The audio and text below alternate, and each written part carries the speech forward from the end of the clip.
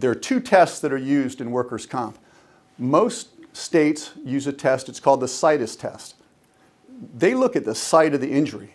Were you at work or were you not at work? If you're at work, no matter what happens to you, you get workers' comp, and that's how it should be. That's how it was designed. But in Virginia, they carved out an exception. They said it's not enough to be at work. There has to be an added risk of your employment that contributed to the accident. And so an entire category of injuries, you get hurt, you're basically on food stamps. You don't get workers' compensation. And I'll just give you a couple more examples just to let you know how preposterous it is. You're walking down some stairs. There's regular old stairs at work. Trip over your own feet, fall down, break your neck. Not covered by workers' comp because they say there's nothing unusual about those stairs. There's no added risk of your employment that contributed to the accident.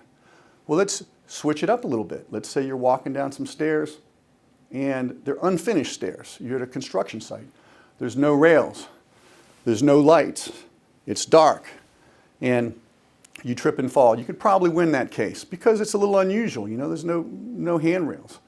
And so whenever we get a case like that, we got to look at the facts. Let's say you're walking down, but you're carrying a couple 2x4s. Going down the stairs, it's a little awkward. Fall, break your neck. Is that covered? We can probably win that case. Why? Because you're actually carrying something work-related. If you have a 40-pound tool belt on with all your tools and you're carrying a toolbox, you can probably win that case. And so you have to look at it. It's fact-specific, but odds are they're going to try to weasel out of that. Let's say you're at work, and we've got a couple of these cases here in the office. And you know, this woman was working in an apartment complex, and her job is to collect rent and evict people, normal apartment stuff. And somebody came in and stabbed her and almost killed her, stabbed her like 45 times. Is that covered by workers' comp? It depends. What was it all about? If he was mad about getting evicted, we could probably get that. We can probably get workers' comp. But if that was her boyfriend who came in and was just mad at her, and just a sick guy, random killing, unfortunately, it's not covered. And that happens all the time. There's a case that was reported just last week. A guy was working for the state of Virginia at one of the rest stops, and even though rest stops are notoriously dangerous, even though he is required to call in every hour just to say, hey, I'm safe, I'm still alive. Even though we all know crime happens at rest stops, this guy was stabbed by a former coworker. We don't know why. The guy survived. He got stabbed in the eye with a screwdriver. He woke up in the hospital bed, and they said, hey, what happened? And he said, I don't know. So-and-so just came by and stabbed me. Do you get workers' comp for that? It's a coworker.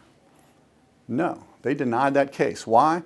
Even though they introduced all this evidence of crime at rest stops, they held that, hey, that could happen to anybody. You didn't introduce evidence that there's any more crime here than there is over here, across the street at the McDonald's.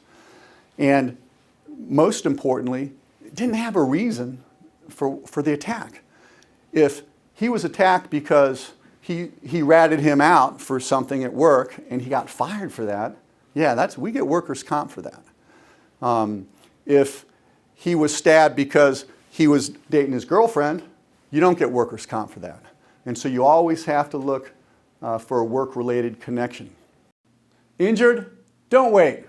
Call 888-8888. Geoff McDonald and Associates.